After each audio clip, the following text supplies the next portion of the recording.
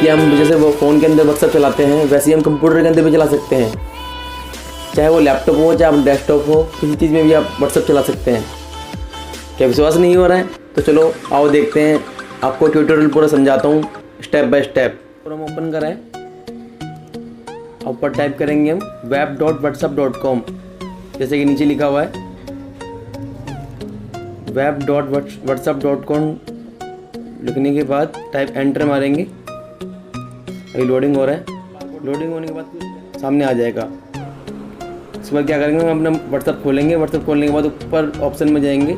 Option में जाने के बाद 3rd नंबर whatsapp.web लिखा हुआ है, इस पर जाने के बाद प्लस का निशान है सबसे ऊपर, देखिए राइट साइड में, उस पर क्लिक करेंगे।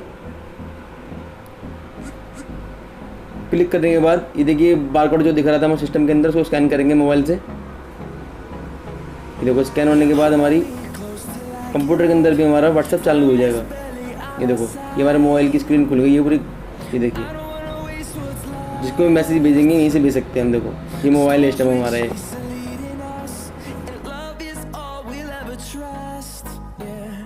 दोस्तों ये हमारे कंप्यूटर के अंदर हमारा व्हाट्सएप चालू हो चुका है। लिखा है ना कीप यूर फोन कनेक्टेड। अब हम जो मर्जी मैसेज भेज सकते हैं और कोई भी फाइल ट्रांसफर कर सकते हैं।